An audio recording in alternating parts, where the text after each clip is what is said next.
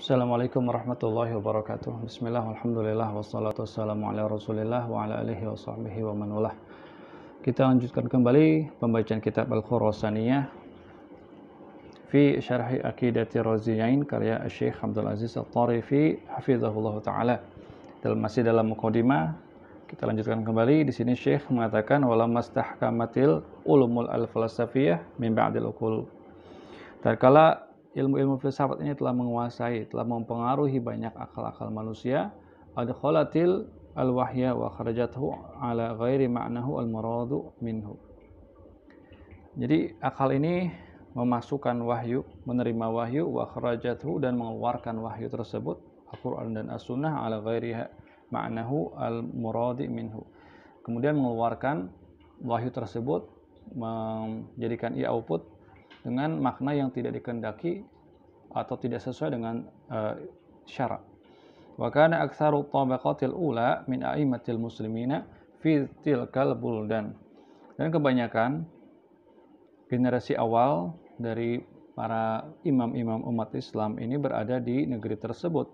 Ya'rifuna anal wahya yajibu ayyukhadha bi aqlin sharih, di mana mereka paham, mereka tahu bahwasanya wahyu itu harus diambil dengan akal yang sehat, walisanin sahihin, dan juga lisan yang benar, lisan yang baik dan benar, salimin min kulli dakhilin alaihi riwayatan au dirayatan, yaitu lisan yang tidak ada, yang belum tercampur oleh apapun juga, oleh faktor luar bahasa tersebut, baik secara riwayah ataupun dirayah.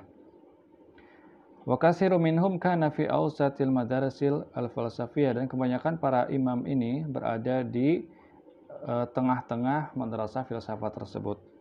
Wa manaziluhum fihi aqrabu min manazil wahyi, dan tempat tinggal mereka pun lebih dekat pada madrasah filsafat ini, pusat ilmu filsafat, dibandingkan ke tempat turunnya wahyu, yaitu negeri Hijaz atau Makkah dan Madinah.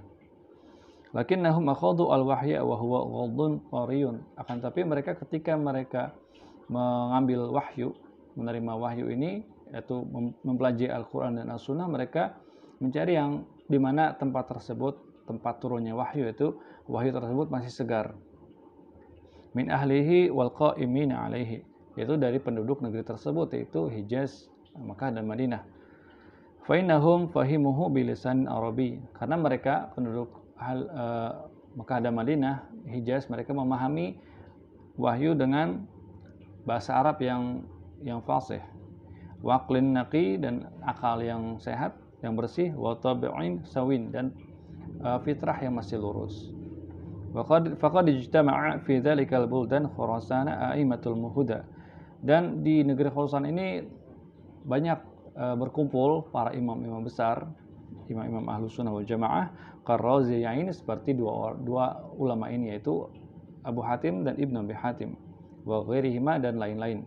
Mimman dzukirat aqwaluhum al-aqdiyah fi hadza syahr, yang akan disebutkan pendapat-pendapat mereka dalam masalah akidah di penjelasan buku ini.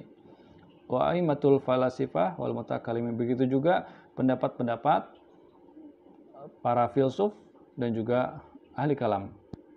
Alladzina ansarafu anil mu'taqad as-sahih, di mana mereka telah menyimpang dari akidah yang benar.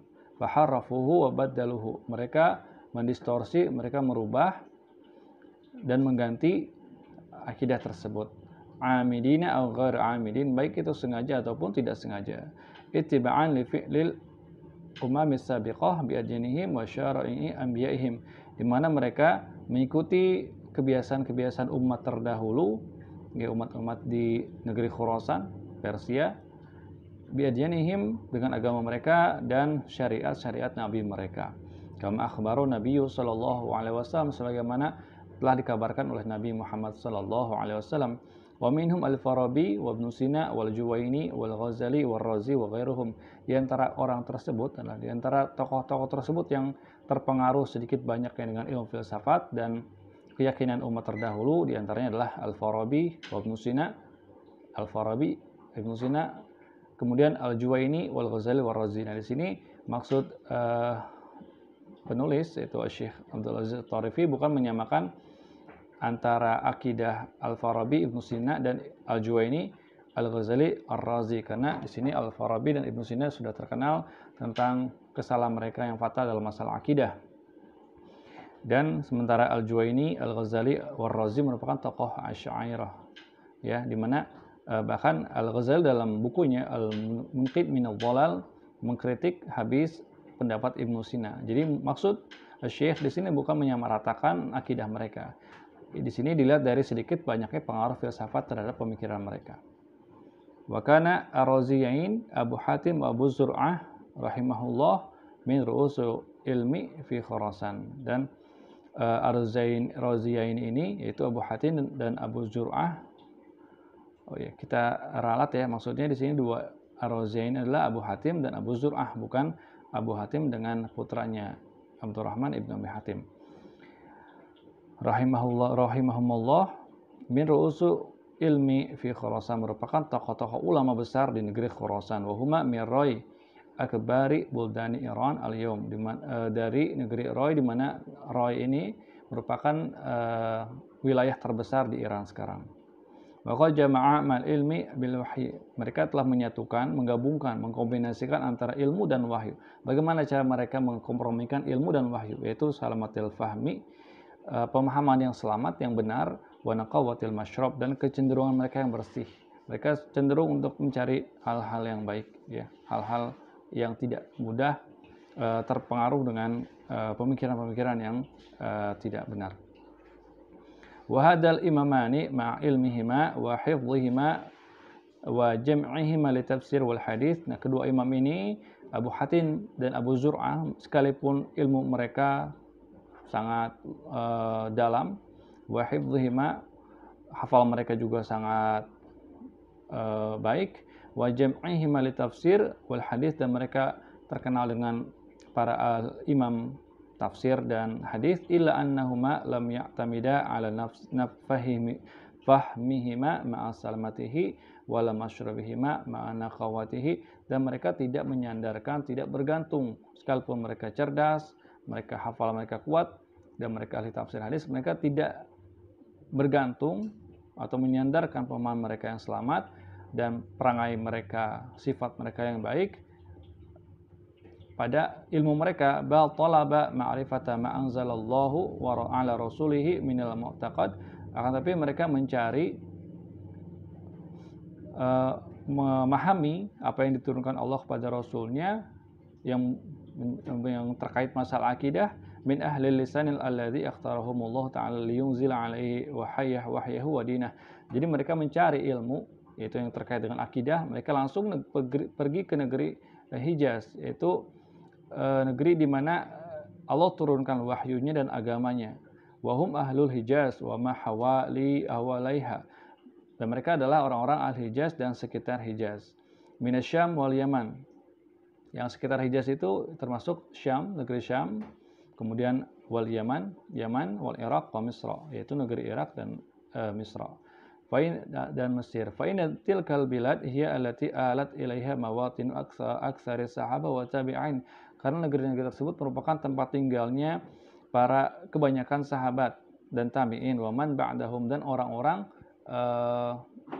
setelah mereka. Fantasyarat biha asarun nubuwah, di mana mereka masih terdapat sisa-sisa kenabian pada negeri tersebut. Wa dhaharat fihima al-ulum as-sahihah, di negeri itu pun nampak ilmu-ilmu yang benar, akidah-akidah yang benar, allati nasyaraha wa ada'aha atba'un nabi, di mana di negeri tersebut disebarkan oleh para pengikut Nabi Muhammad sallallahu alaihi wasallam. Jadi di sini singkatnya, jadi sekalipun kedua ulama ini Abu Hatim dan Abu Zur'ah memiliki ilmu yang tinggi, kecerdasan, dan juga hafalan kuat, bahkan ahli tafsir dan ahli hadis, ketika bicara tentang akidah maka mereka harus pergi ke negeri Hijaz dan sekitarnya untuk mendapatkan pemahaman yang benar tentang akidah ini, bukan mengandalkan ilmu mereka sendiri. Walidzalika qad akhbaru Ar-Raziyaini rahimahumullah fi awalil hadal mu'taqad. Oleh karena itu kedua imam ini telah menjelaskan di awal akidahnya, annahu huwa ma adraka alaihi al ulama fi jamil amsar, yaitu akidah yang mereka diambil dari ulama-ulama di seluruh negeri, Hijazan wa Iraqan wa Misran wa Syaman wa Yamanan, yaitu negeri Hijaz, Irak, Mesir, Syam, dan Yaman. Wa nahu wa ma ya'taqidani, dan itulah yang mereka yakini. Kadzalika zakara Abu Muhammad Ibnu Abi Hatim, dan sebagaimana yang diceritakan oleh putranya, putra Abu Hatim yaitu Abu Muhammad Ibnu Abi Hatim rahimahumullahu taala. Demikian, insyaallah akan kita lanjutkan di video berikutnya. Assalamualaikum warahmatullahi wabarakatuh.